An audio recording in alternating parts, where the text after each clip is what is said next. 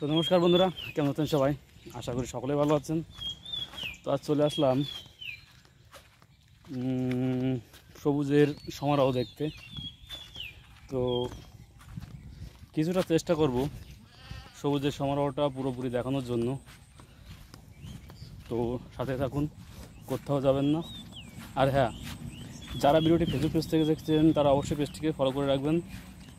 আর যারা ভিডিওটি YouTube channel থেকে দেখছেন তারা অবশ্যই চ্যানেলটিকে সাবস্ক্রাইব করে রাখবেন।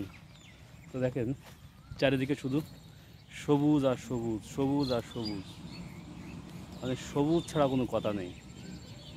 এক কথায় অস্থির একটা লুক, অস্থির ভিউ। দেখেন কী অবস্থা। এটা কিন্তু আমাদের গ্রাম, আমার বাড়ির পাশেই আর কি।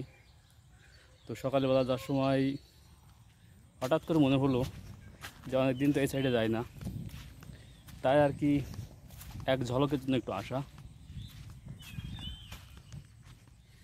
আসলে এদিকে তো তেমন একটা আসা হয় না, সময়ও দেওয়া হয় না। চারিদিকে শুধু মাঠ ভর্তি, ধান আর ধান, ধান আর ধান। এখনও কিন্তু ফলন আসেনি, আসার মতো হয়ে গেছে আর কি। আর কয়েকদিন গেলেই, মানে আর মাত্র কয়েকদিন গেলেই সারা মাঠ একটা নতুন ধানে একটা ঘ্রাণ থাকবে অন্যরকম। এবং ওই ঘ্রাণে পুরো মাঠ জুড়ে একটা মোমো একটা গন্ধ, একটা ঘ্রাণ, মানে আলোড়ন সৃষ্টি করবে আর কি।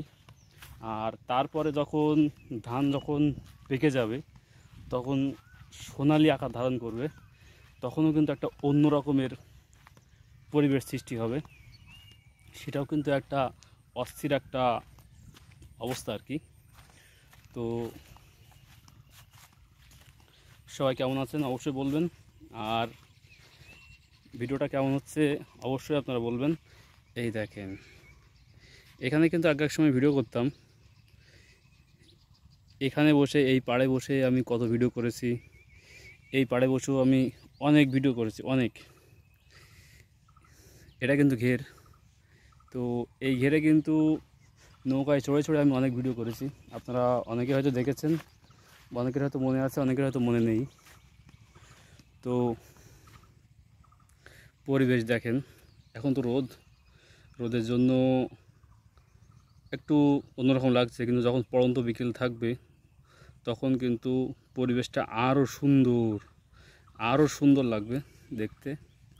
কারণ এখন পুরো কড়কড়ে রোদ।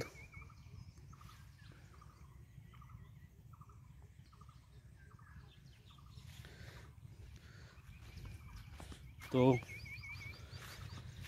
শর্ট টাইমের ভিতরে সবুজের সমারোহের একটা অংশ আপনাদেরকে দেখানোর চেষ্টা করলাম। আমার মুখটা অন্ধকার দেখা যায়, কারণ কি, সূর্য মামা পিছনে, এই জন্য মুখটা অন্ধকার দেখা যাচ্ছে। তো আস্তে আস্তে এরকম কিছু কিছু ভিডিও উপহার দেওয়ার চেষ্টা করব। কারণ সময়ের খুব স্বল্পতার কারণে অনেক সময় কিছু ইচ্ছা থাকা সত্ত্বেও পেরে ওঠা যায় না। তো এখন যেহেতু পর্যায় হয়ে গেছে, এখন আর কোনো অজুহাত দিলে চলবে না, কোনো অজুহাতে কোনো কাজ হবে না। কারণ এখন কাজ করতেই হবে। কারণ ফেসবুকে যদি কাজ না করা হয়, কন্টিনিউ যদি কাজ না করা হয়, তাহলে আসলে কাজ করে কোনো লাভ নেই, বা ফেসবুকে থেকে কোনো লাভ নেই, পুরো ভূতের ব্যাঘাত হয়ে যাবে। তো এই জন্যে যতই সমস্যা থাকুক, যতই সময় স্বল্পতা থাকুক, চেষ্টা করব সময় বের করে নিয়ে কাজ করার, এবং ছোট ছোট ভিডিও আপনাদের উপহার দেওয়ার। তো আজকের মতো এই পর্যন্তই।